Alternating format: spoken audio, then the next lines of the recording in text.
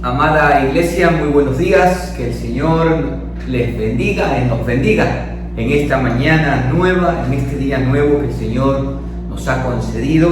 Damos gracias a Él como siempre en cada oportunidad de vivir, por su misericordia, por su gracia, que es la que nos sostiene en todo tiempo, en todo momento y en toda circunstancia.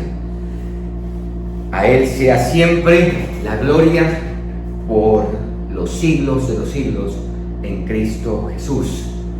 Gracias al Señor también por la disposición que Él pone en nuestros corazones para estar en este continuo clamor a Él por las circunstancias que estamos viviendo en los actuales momentos. Después de más de un año de esta pandemia, hemos sin lugar a duda experimentado la bondad, la provisión,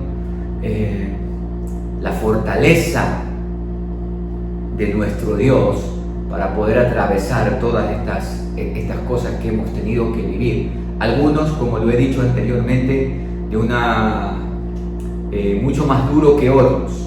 Muchos de ustedes han perdido un familiar. Tenemos consiervos que han partido la presencia del Señor. La semana anterior estuvimos orando con nuestro querido pastor Jorge Omar González, y bueno, el Señor determinó, pues así es su voluntad, que esté ya en su presencia. Y los caminos de Dios, aunque son inescrutables, son incomprensibles, no obstante, amados, a nosotros se nos llama, por eso la Escritura, a movernos no por vista, sino por fe, a confiar en que su voluntad es buena, es agradable y es perfecta. Así que quiero animarles con eso a cada uno de ustedes, independientemente de las circunstancias que estén viviendo como familia, individualmente, situaciones en el trabajo, situaciones mismas en la congregación, en la iglesia. Con todo esto que ha sobrevenido, muchos de nuestros consiervos se han visto en la imperiosa necesidad de comenzar a emprender, de salir a trabajar, a hacer algo, porque la situación es bastante complicada. Y sin ánimo de ser pesimista, amados, dijo el apóstol Pablo que en los últimos días los tiempos serán bastante malos, bastante difíciles, incluso el amor de muchos se enfriará, pero el que persevera hasta el fin.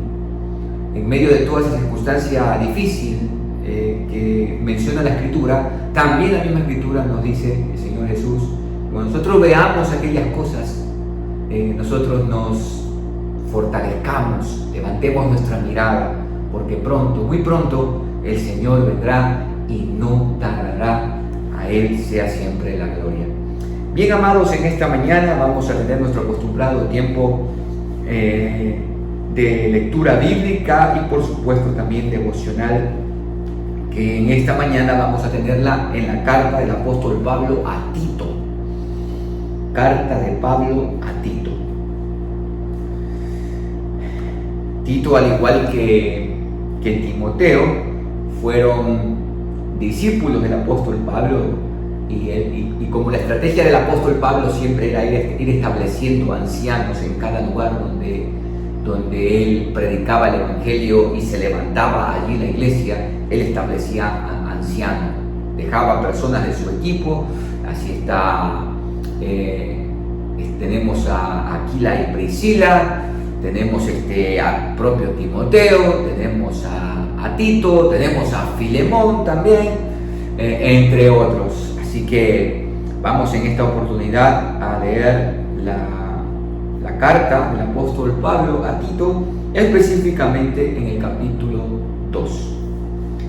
Dice: pero tú habla lo que está de acuerdo con la sana doctrina, que los ancianos sean sobrios, serios, prudentes, sanos en la fe, en el amor, en la paciencia. Las ancianas asimismo sean reverentes en su porte, no calumniadoras, no esclavas del vino, maestras del bien, que enseñen a las mujeres jóvenes a amar a sus maridos y a sus hijos, a ser prudentes, castas, cuidadosas de su casa, buenas, sujetas a sus maridos, para que la palabra de Dios no sea blasfemada. Exhorta asimismo a los jóvenes a que sean prudentes, presentándote tú en todo como ejemplo de buenas obras en la enseñanza, mostrando integridad, seriedad, palabra sana e irreprochable, de modo que el adversario se avergüence y no tenga nada malo que decir de vosotros. Exhorta a los siervos a que se sujeten a sus amos, para que agraden en todo, que no sean respondones, no defraudando, sino mostrándose fieles en todo, para que en todo adornen la doctrina de Dios nuestro Salvador.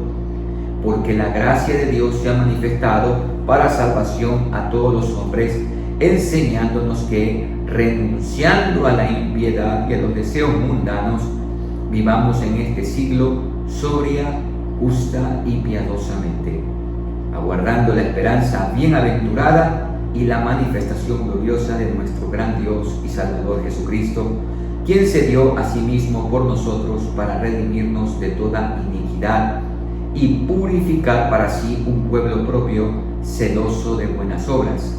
Esto habla y exhorta y reprende con toda autoridad, nadie te menosprecie. El apóstol Pablo había dejado a Tito, o había enviado a Tito a Creta, y dice el capítulo 1, el verso 5, para que corrija lo deficiente y establezca ancianos en cada ciudad, así como yo te mandé, y a continuación le va a dar los requisitos que deben tener estos ancianos que Tito debía establecer. Parece ser que en la predicación del Evangelio y la iglesia que se había levantado en la isla de Creta y alrededor de toda la isla, habían sucedido, como era particular en aquel entonces, y de allí uno de los motivos de las cartas pastorales, siempre para corregir las cosas que estaban sucediendo al interior de las iglesias, sean divisiones a causa de los judaizantes, sean problemas de inmoralidad, como estaba en el caso de Corinto, entre otras cosas. Bueno, acá vemos que había problemas en la iglesia en Creta, y Pablo decide enviar a Timoteo, dice, para que corrija. Y en este capítulo 2, Pablo le dice, pero tú, a mí me encantan los peros en la Biblia, porque no solamente que gramaticalmente es una conjunción para contrastar, y lo que está contrastando aquí es cómo eran los maestros, cómo eran los líderes, hablemos así, de los cretenses, no de los líderes de la iglesia, pero posiblemente gente que se había infiltrado en la iglesia, o personas que tenían un cierto liderazgo en las ciudades, en los pueblos. Y Pablo menciona que estos aparentes líderes son como sus propios profetas, han dicho, siempre mentirosos, malas bestias, glottones, ociosos, entre otras cosas. Entonces, frente a todo esto, Tito tenía que ser distinto, pero tú debes de hablar lo que esté de acuerdo con la sana doctrina. ¿Qué era lo que hablaban estos cretenses? ¿Qué cosas les interesaban? Dice el verso 14, no atendiendo a fábulas judaicas ni a mandamientos de hombres que se apartan de la verdad. Había todo este tipo de situaciones, pero Tito tenía que hablar distinto, tenía que enseñar distinto, él tenía que enseñar la sana doctrina. Siempre este tema de la sana doctrina decía un amigo pastor, quiero muchísimo, el pastor Walter Pérez. Él decía que todo el mundo habla de sana doctrina y nadie sabe qué es eso. Bueno, ¿qué es o cuál es la sana doctrina? Realmente es una pregunta que salta aquí por el texto. Y si uno va estudiando la carta, profundizando un poquito en la carta, va a darse cuenta que la sana doctrina se evidencia en la santificación de la vida.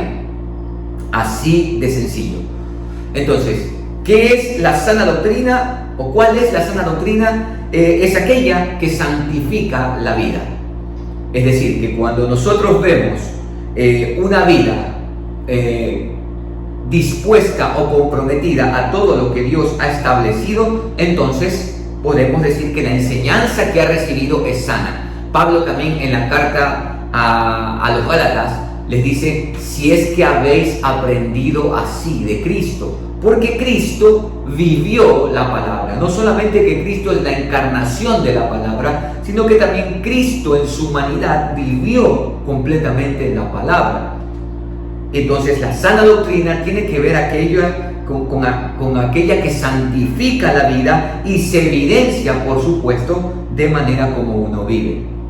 Entonces, ¿quiere saber usted cómo puede darse cuenta o saber si la doctrina que se enseña o la doctrina que usted tiene es sana? Pues porque realmente hay transformación en su vida. Y miren que esto es importantísimo. En el pasaje, en el capítulo 2 que hemos leído en este capítulo, aparecen en dos ocasiones, dice, para que la palabra de Dios no sea blasfemada. Luego dice en el verso 9, para que en todo adornen la doctrina de nuestro Salvador. Entonces hay un llamado incesante a que por medio de la conducta, por medio de la vida que se vive, nosotros adornemos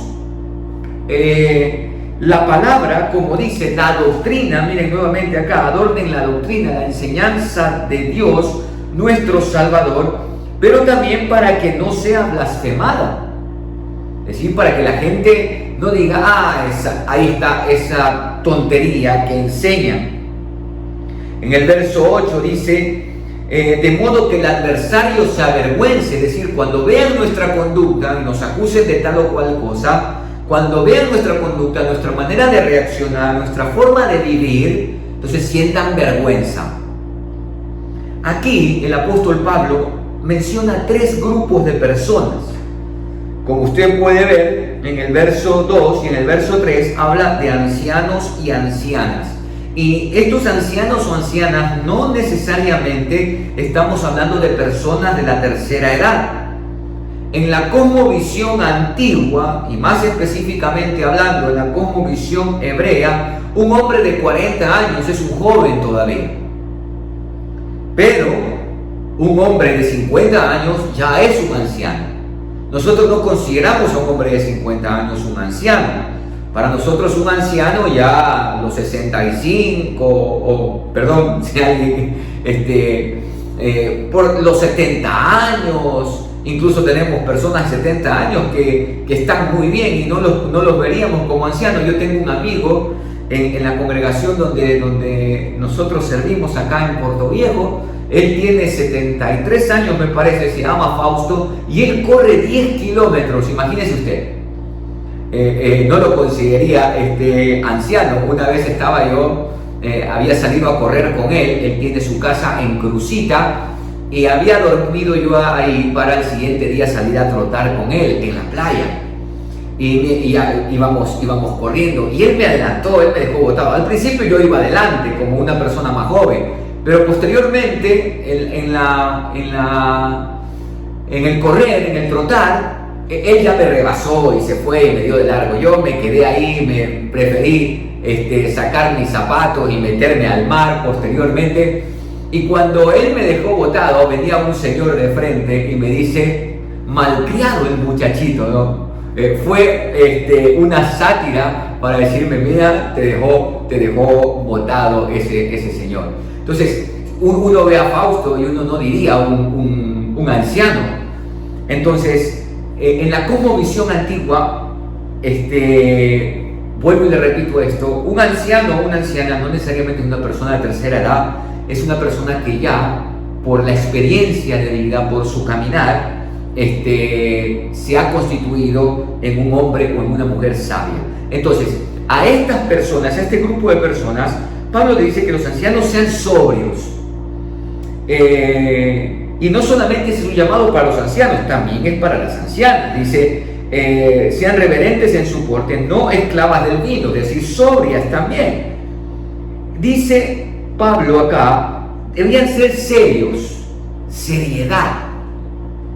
No tenían que ser haraganes, no tenían que ser, no es que hablamos que no podían reírse o cosas por el estilo, pero no podían tener doblez o un lenguaje de doble sentido. Ellos tenían que ser serios, tenían que ser prudentes. El prudente sabe cuándo habla, el prudente sabe cuándo dice las cosas, el prudente sabe dónde dice las cosas. Bueno, tenían que ser prudentes, y hay aquí una palabra muy importante: sanos en la fe. Mire, sana doctrina, sanos en la fe. ¿Qué más? Sanos en el amor. ¿Por qué? Porque hay muchas veces, amados, donde realmente la fe está enferma. Pablo habla aquí, menciona, no, sanos en la fe. Cuando le escribe a Timoteo, va a hablar de la fe no fingida. Es decir, que si hay una fe no fingida, quiere decir que hay una fe fingida. Y acá nos habla de sanos en la fe. Si hay una fe sana, entonces también quiere decir que hay una fe enferma. Y estos ancianos tenían que ser sanos en la fe. La pregunta quizás que usted se hace es: ¿y cómo es eso de ser sanos en la fe? Nuevamente tiene que ver con lo que Pablo va a decir acá, en la forma, en el amor, en la paciencia, en el ser prudentes, en el ser serios. Eso tiene que ver con ser sano en la fe, la confianza en Dios sobre todas las cosas en medio de cualquier circunstancia. Asimismo, las ancianas, dicen, tenían que ser reverentes en su porte. ¿Qué quiere decir esto? Reverentes en su porte. Es decir, ellas tenían que ser respetuosas de sí mismas. Y esto es muy importante, amadas, porque hoy en día este asunto de las redes sociales, que está llevando mayormente a la mujer, no digo que el varón no, pero mayormente a la mujer, de esa búsqueda de likes, ¿sí? Esa búsqueda de los famosos me gusta. Entonces hoy en día la mujer está desesperada por verse cada día más mejor. ¿Para qué? Para la mejor fotografía, para la mejor pose, de tal manera de ganar likes. Hoy la gente vive de likes, pero lastimosamente hoy no se está cuidando o no se están respetando a sí mismas. No quiero dar ejemplos para nada de esto. Que el Señor Jesucristo, a través de su Espíritu, hable a cada uno de sus corazones. Pero ustedes tienen que ser respetuosas de sí mismas. Luego dice: no calumniadoras, no esclavas del vino, maestras del bien. Maestras del bien. Siempre yo motivo a las hermanas en la iglesia, a estas ancianas, de mujeres que ya son casadas, sobrepasan los 50 años. Y yo siempre les motivo a ellas, les hablo acerca de este pasaje para que se constituyan en maestras de bien, para que enseñen, como dice a continuación, a las mujeres jóvenes a amar a sus maridos y a sus hijos, para que también sean prudentes, para que sean castas. Y tiene que ver con la castidad, y la castidad, amados, tiene que ver, o amadas, tiene que ver hasta con la forma como nos vestimos.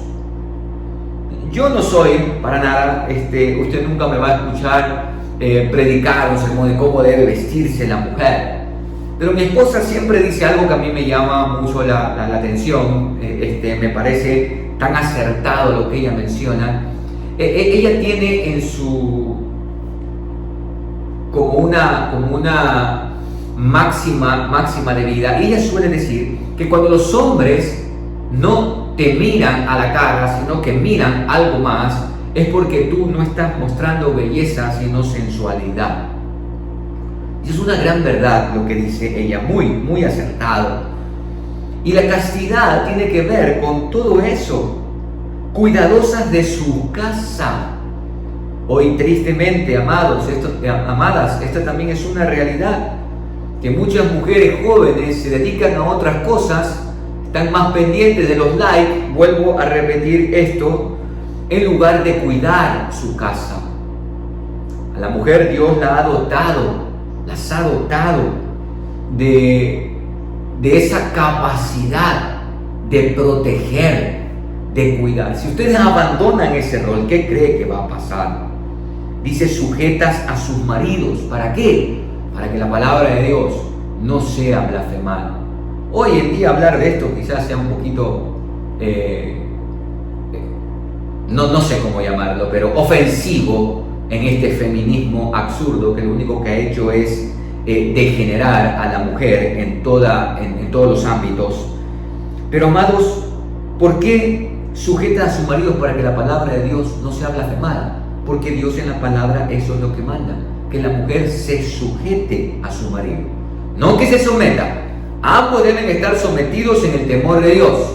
Es decir, el hombre y la mujer se someten al temor de Dios, que es la palabra. El hombre que está sometido al temor de Dios ama a su esposa. La mujer que está sometida al temor de Dios se sujeta a su esposo. Y de esa manera la palabra de Dios no es blasfemada. El segundo grupo al que se dirige es a los jóvenes. ¿Y qué se les dice a los jóvenes? Dice, para que sean prudentes. Si hay algo de la juventud, la imprudencia. Créame, yo ya no soy, todavía en la conjunción hebrea soy joven, ¿no?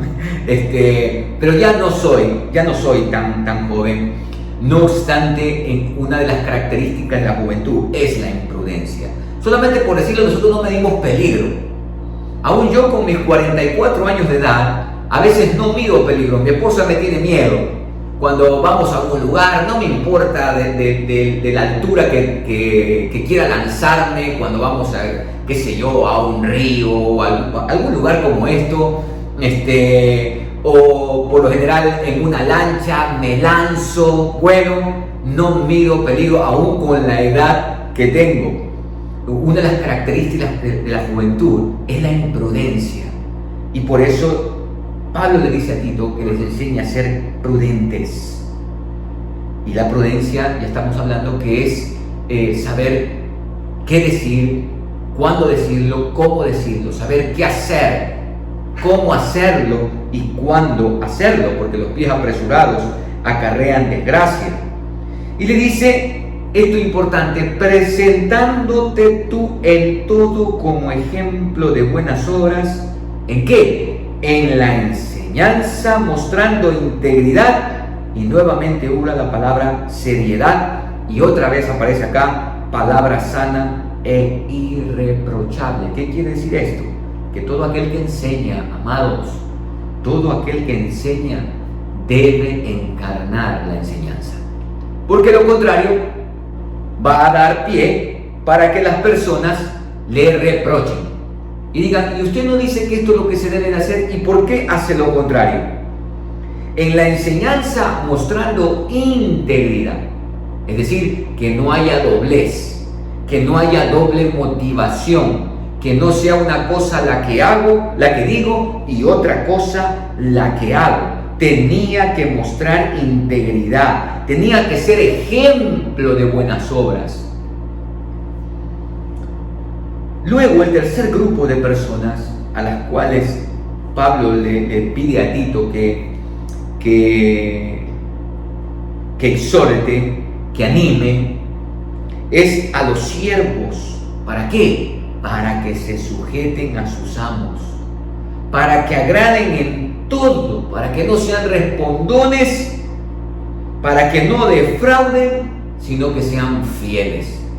Y amados, esto es una realidad, tanto en el tiempo que Pablo le escribe a Tito, como hoy en día. Una de las cosas tristes que yo he escuchado de algunos empresarios cristianos es que ellos suelen decir que los trabajadores más difíciles son los creyentes. Y uno se preguntará por qué, si se supone que deberían ser los mejores. ¿Por qué? Bueno, amados, porque ellos piensan que como sus amos son también creyentes, se les ponen al mismo nivel. Triste esa realidad. Y no, la palabra dice a los siervos que se sujeten a sus amos, que sean fieles, que los agraden en todo, que no sean respondones, que no los defrauden, que lleguen a tiempo. No son mejores que los otros trabajadores, por supuesto, son los hermanos en la fe, pero con mucha más razón, si esa empresa es de mi hermano, con mucha más razón yo voy a cuidar cada cosa, dependiendo de la labor de la empresa, voy a cuidar de llegar temprano, voy a cuidar de ser proactivo, voy a cuidar de que salga adelante. ¿Por qué? Porque es de mi hermano. Y de esa manera con esa actitud, adornamos la doctrina de nuestro Salvador. Qué lindo esto, ornato, ¿no? Adornar.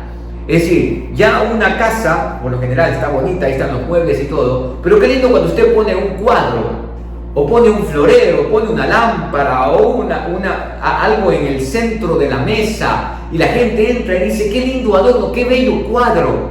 La casa en sí es bonita, pero esto que adorna la casa, hace que la gente se fije.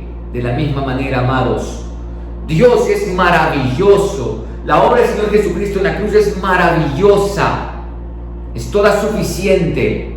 Nosotros con nuestra vida la adornamos,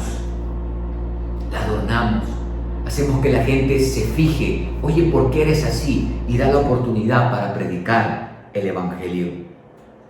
Y dice luego el verso 11, que la gracia de Dios se ha manifestado para salvación a todos los hombres, enseñando sana doctrina. ¿Qué es? Renunciando a la impiedad, deseos mundanos, vivamos en este siglo sobria, justa y piadosamente y con esperanza. La esperanza gloriosa de la pronta venida y manifestación de nuestro Señor Jesucristo. Y esto es lo que Tito debía de hablar, debía de animar y debía reprender. Y dice con toda autoridad. La autoridad de Tito no solamente era porque Pablo lo había enviado. No, la autoridad de Tito radicaba en lo que dice el verso 7. Presentándote tú en todo como ejemplo de buenas obras, en la enseñanza mostrando integridad, seriedad, palabra sana e irreprochable. Amados, que por medio de nuestra vida nosotros adornemos la enseñanza de nuestro Dios.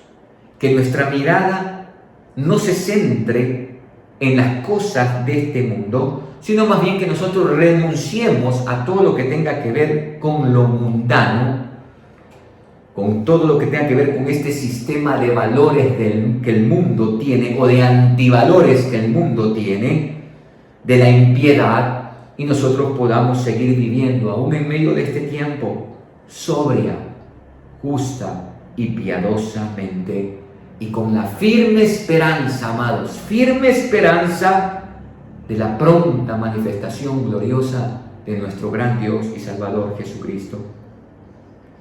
Así que, amados, que esa obra que hizo Jesús en la cruz, nosotros la mostremos, la evidenciemos a través de nuestra conducta, de nuestro estilo de vida, y allí habremos dar fe de una sana fe y también de una sana doctrina o sana enseñanza. Que Dios nos bendiga. Oremos. Padre, gracias por tu palabra en esta mañana.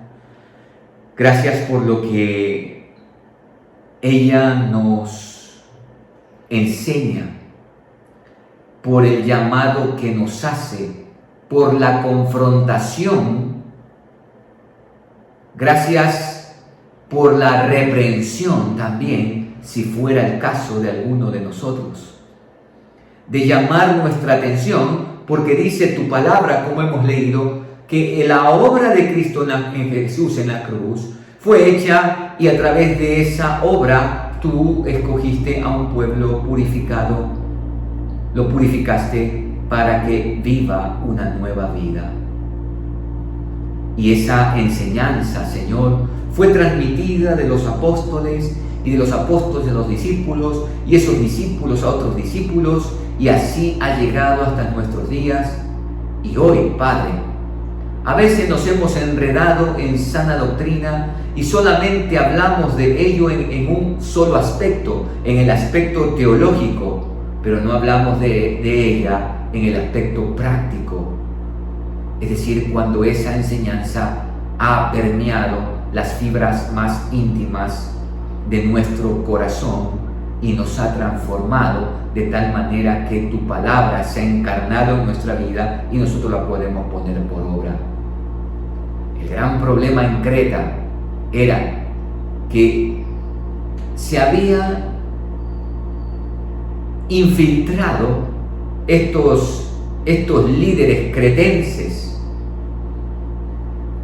y la iglesia había algo como adoptado ciertas costumbres o hábitos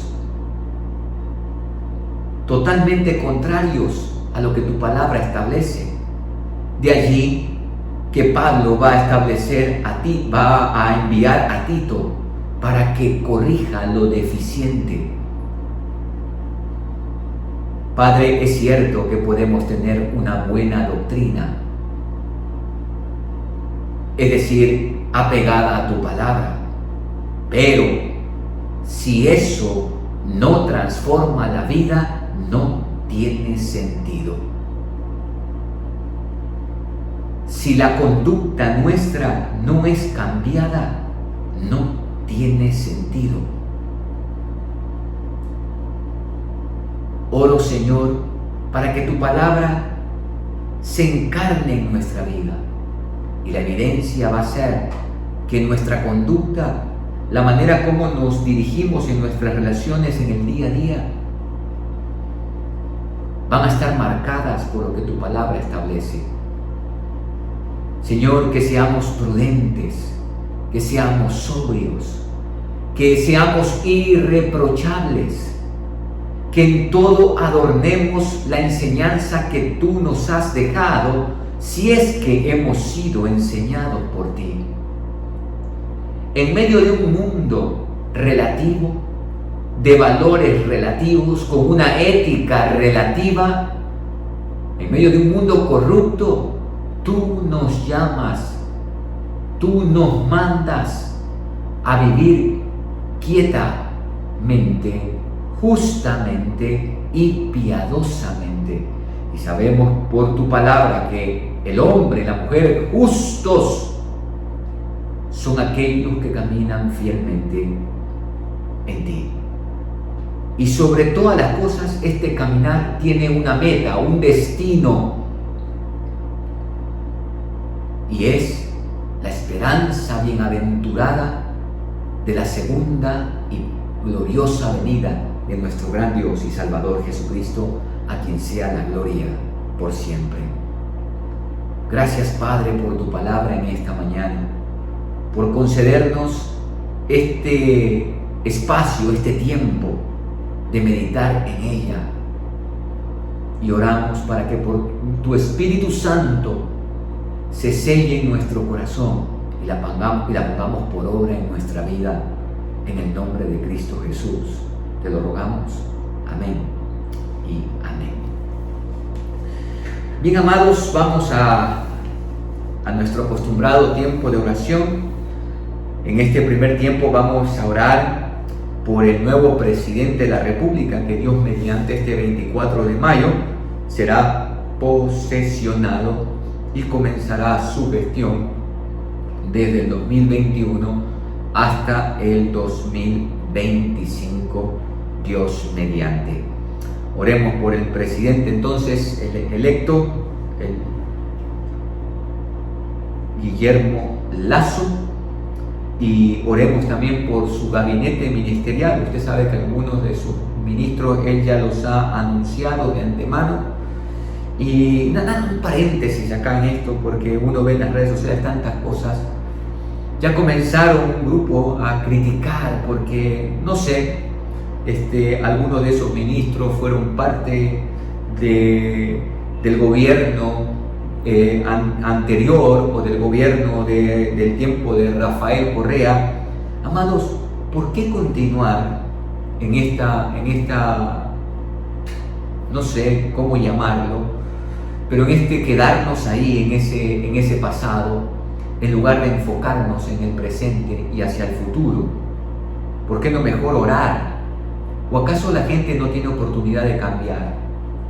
¿O acaso por el hecho de haber pertenecido a tal o cual corriente política ya eso los hace menos o los incapacita? Nosotros los creyentes tenemos que tener bien en claro que Dios es un Dios de nuevas oportunidades, Y todos los seres humanos tenemos oportunidad para cambiar, para mejorar, para ver dónde nos hemos equivocado y comenzar a hacer los cambios de tal manera de crecer. Bueno, de hecho, así se crece. ¿Cómo se crece? Equivocándose. ¿Cómo usted y yo aprendimos a caminar? Cayéndonos. Así que yo quiero animar a todos mis hermanos que me están escuchando, y usted mande este mensaje hacia otros. A nosotros se nos manda a orar por las autoridades. Y de esa manera nosotros también adornamos o evidenciamos de qué nación somos. Padre, en esta mañana queremos primeramente pedirte, Señor, por el presidente de nuestra nación, aquel hombre a quien tú has escogido. Te damos gracias por su vida. Oramos, Señor, para que lo que Él ha establecido en su plan de gobierno, tú lo dirijas, que Él se encomiende a ti. Dijo Abraham Lincoln que era imposible gobernar sin Dios y la Biblia. Tu palabra tiene tanto que decir a los gobernantes. Oramos para que el presidente Guillermo Lasso reconozca a Jesucristo como el Rey de Reyes, el soberano, el gobernante del universo, a quien le ha sido entregado todos los reinos del mundo, quien es el alfa y la omega, el que inicia la historia y el que la termina.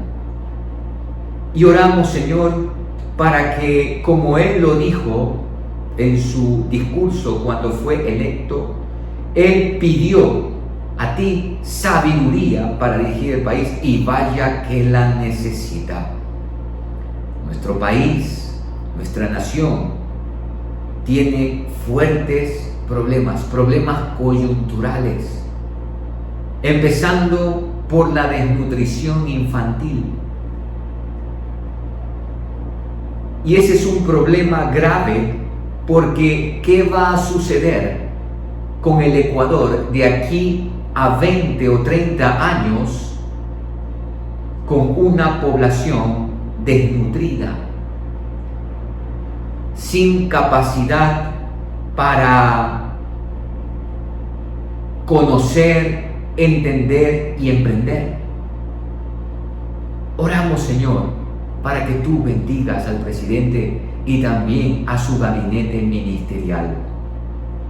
Desde ya te agradecemos por cada una de esas carteras de Estado, y te pedimos, Señor, en el nombre de Jesús, que ellos puedan ellos sí mirar el pasado y ver lo que estos han hecho con este país, y, Señor, actuar con ética, una ética responsable, no lucrarse, sino servir.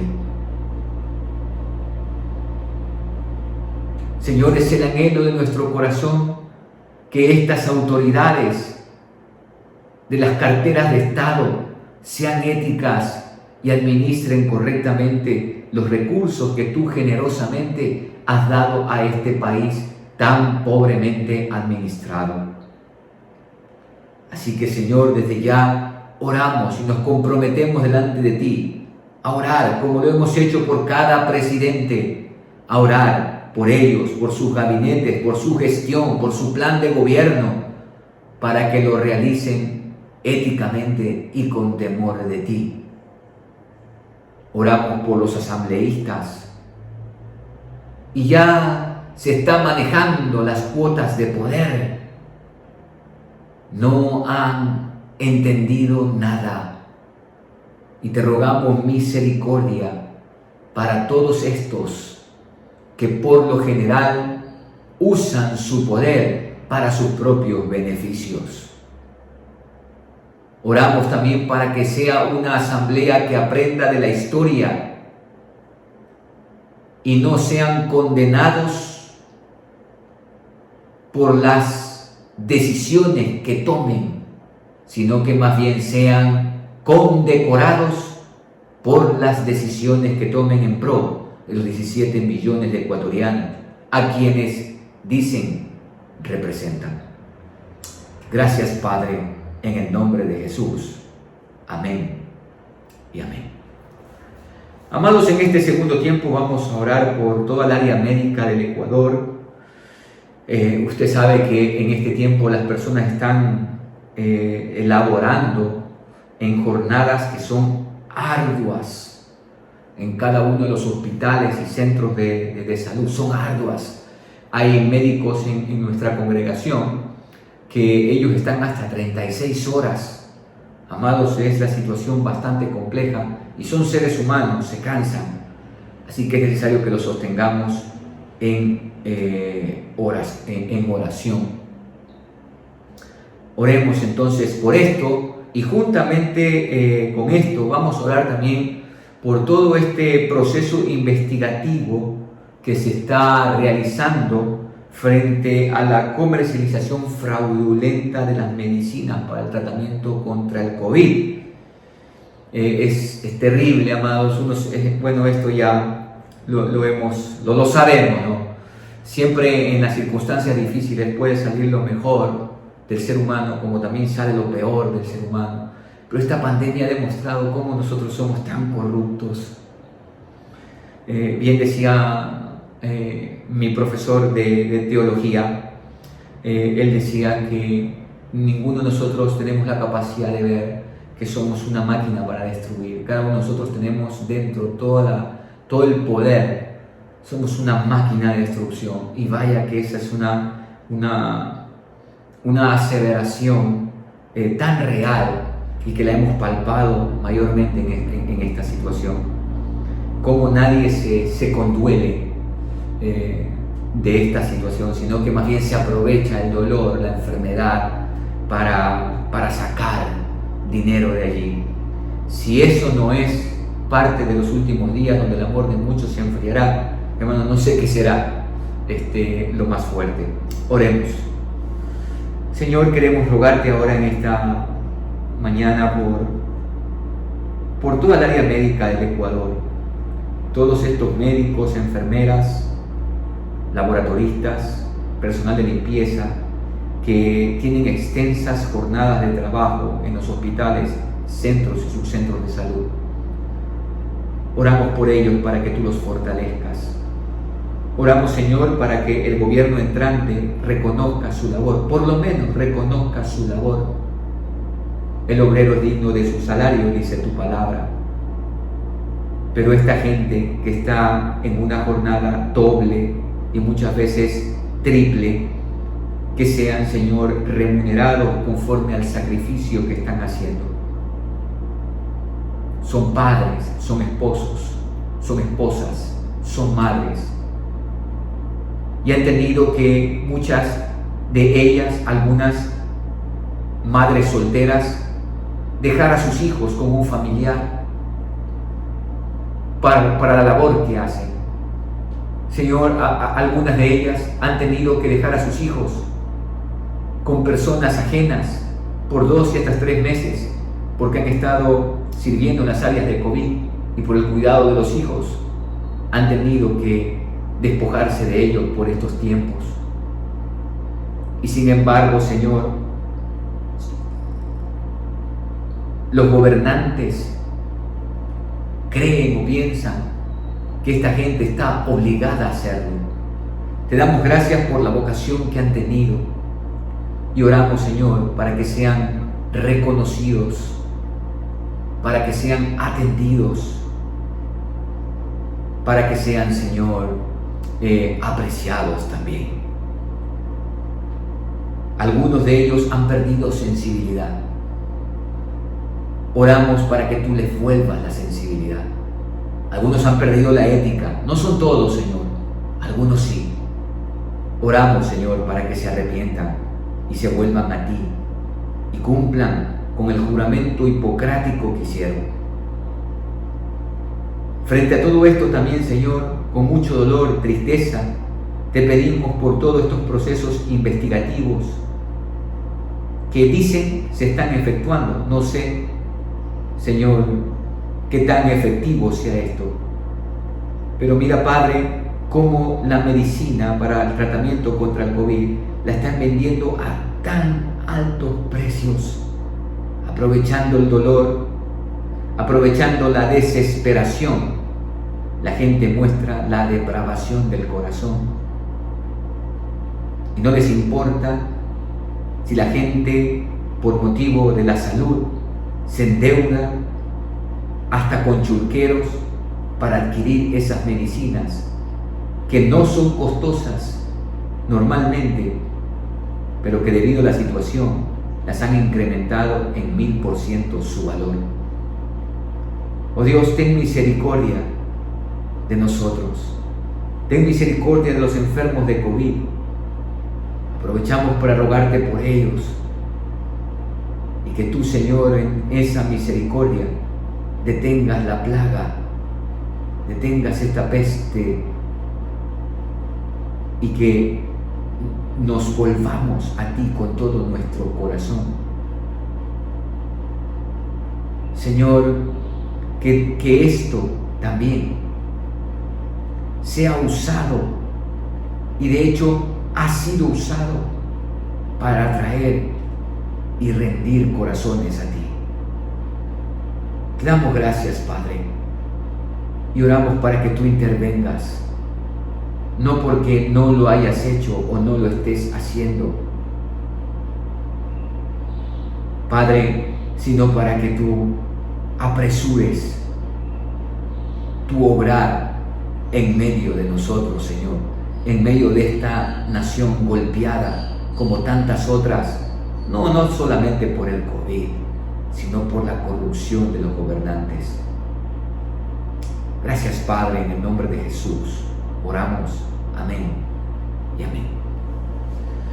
Amados, ahora vamos a orar por la Junta Directiva Nacional, en especial por el presidente de la AWF, es decir, de la Alianza Mundial, el pastor Yurandir Yanagihara. Que el Señor lo guíe en sabiduría frente a esta pandemia que atravesamos, y que Dios mediante, si el Señor así lo permite, en este año, en el mes de octubre, tendremos la cuadrienal aquí en el Ecuador. Han decidido, esto estaba programado para el 2020, por motivo de la pandemia pues no se hizo, y se lo ha vuelto a agendar para octubre de este 2021. Oremos entonces por la Junta Directiva Mundial de la Alianza y en especial por el presidente, el pastor Yurandir Yanagihara. Padre, ahora te queremos pedir por la Junta Mundial de la Alianza y en especial por quien la preside, el pastor Yurandir Yanagihara. Oramos para que tú le concedas fortaleza, le concedas salud y le concedas sabiduría. Fortaleza para mantenerse firme, salud para poder ejercer la labor que le has encomendado y sabiduría para que la haga para la gloria y la honra de tu nombre. Oramos, Señor, por este evento mundial que se va a realizar en nuestro país. Desde ya te damos gracias y oramos para que tú bendigas a cada una de las delegaciones que se darán cita acá. Oramos para que nosotros, como Alianza Nacional, estemos preparados para recibir a cada una de esas delegaciones y juntos podamos rendirte gloria y honor a ti. Vendrán, Señor, de todas las naciones, de Asia, de África, de Europa, de América del Norte, así como también, Señor, de América del Sur. Y juntos, Padre, representando de una forma pequeña la gran adoración de toda tribu, nación y lengua que se dará en la eternidad, que tú nos concedas esa dicha de poder hacerlo acá. Así que, Padre, desde ya ponemos esto en tus manos y dirige al pastor Yurandir Yanagihara y aquí al pastor David, a Luis Moreno, que son los que están a cargo, juntamente con Sarita, de toda la logística para la realización de este evento. Te lo pedimos, Padre, en el nombre de Cristo Jesús. Amén y amén. Y hermanos, por último vamos a orar por el nuevo ciclo escolar que ya comenzó aquí en el régimen de la costa y Galápagos. Por supuesto sigue en la modalidad virtual. Oremos porque, como ustedes saben, y yo estaba viendo las noticias, hay 100.000 desertores en el área educativa. Eso es bastante grave. Si estamos hablando que la desnutrición es algo grave, es un problema coyuntural de nuestra nación, aquí se viene otro: la falta de educación, de formación intelectual. Así que, amados, oremos por los maestros, oremos por los alumnos que están inscritos, que Dios los bendiga, que Dios los ampare, que Dios los guarde y les dé fortaleza. No es fácil estudiar virtualmente, y para algunos de ellos incluso mucho menos, por no tener o contar con todas las herramientas. Oremos. Señor, queremos ahora rogarte por el nuevo régimen escolar aquí en la costa y Galápagos, que se acabó de inaugurar el viernes 7 de mayo. Y te pedimos, Señor, en el nombre de Jesús, primeramente que tú bendigas a los maestros. Yo, Señor, tengo la dicha de que mi madre sea maestra, ya jubilada, y yo sé lo que es ser maestro por ella, pero no me imagino a los maestros ahora en la virtualidad. Qué compleja situación. Oramos para que tú los fortalezcas, Señor, los dotes de paciencia, de creatividad, para poder enseñar en esta modalidad virtual, de forma que los estudiantes aprendan. Oramos por los estudiantes, algunos de ellos, Señor, con mayores comodidades que otros, y te pedimos, Padre, que tú los bendigas. Es triste ver que hay muchos que han desertado porque no tienen internet, y como dijo esa madre en una entrevista, lo primordial es la comida. Señor, te pedimos misericordia y oramos, Padre, para que tú muevas también nuestros corazones, y si conocemos a alguien a nuestro alrededor que está en esa situación, seamos movidos a misericordia. Gracias te damos, Padre, por todas las cosas, en el nombre de Jesús. Amén y amén. Amados, gracias por este tiempo. Que el Señor los bendiga en este día, que ustedes puedan ejercer sus labores evidenciando la sana doctrina. Bendiciones y nos vemos, Dios mediante, el próximo día martes. Un abrazo virtual para cada uno de ustedes.